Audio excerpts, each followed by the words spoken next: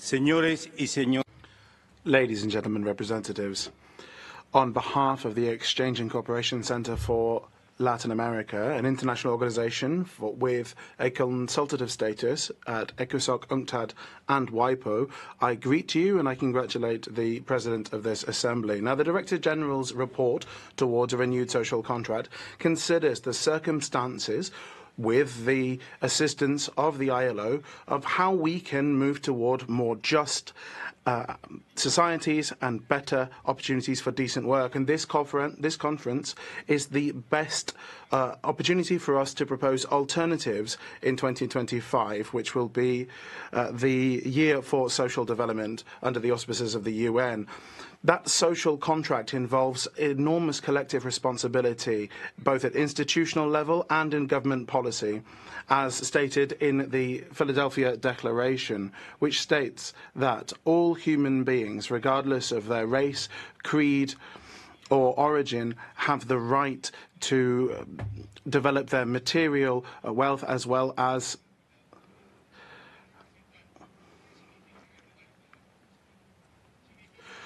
their spiritual development in conditions of freedom and dignity, of economic security and equal opportunity. Ladies and gentlemen, what does that mean? Well, it means adopting policies, it means adopting institutions, it means ensuring that labour is not a commodity, and it means maintaining tripartism and social dialogue. But what would that social contract involve? Firstly, respect for human rights, ensuring that there is no child labour, forced labour, and that we end the illegal income from groups in power. This needs to disappear for us to reduce poverty. Secondly, governance must be efficient and inclusive, as stated in the ILO's Declaration on Fundamental Principles and Rights of Work from 1998 and its revised version in 2022. That was the beginning of the renewed social contract built upon tripartite social dialogue in the ILO. Thirdly, that social contract should incorporate an environmental element and the fair transition as agreed at the Paris Conference on Climate Change in 2023.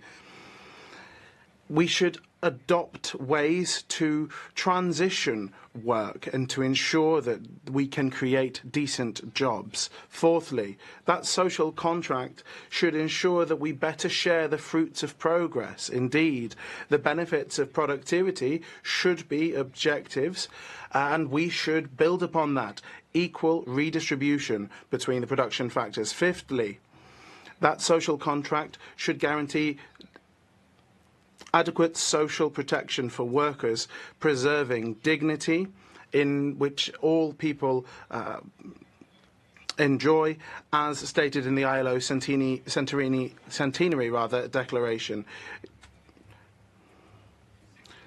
Sixth, that social contract must promote democracy, both in workers' and employers' organisations, to bolster the adoption of democratic measures to protect workers, promoting decent work and establishing a safe working environment. Let us remember that every year nearly 3 million workers die from diseases and workplace accidents, which represents a more than 5% increase compared with 2015.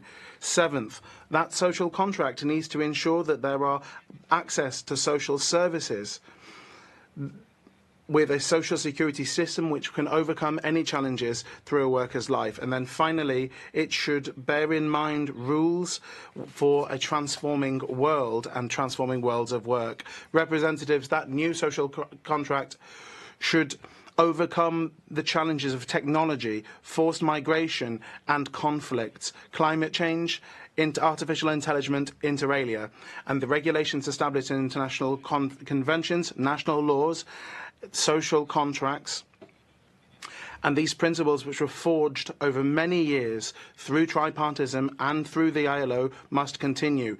What is lacking now is the political will to overcome the problems linked to globalization. In an interdependent society with fragile institutions and fragmented political classes, the intervention of NGOs can be a catalyst to ensure that those acquired rights that workers enjoy can be preserved and can be driven forward within that new construction of the social contract. Thank you very much.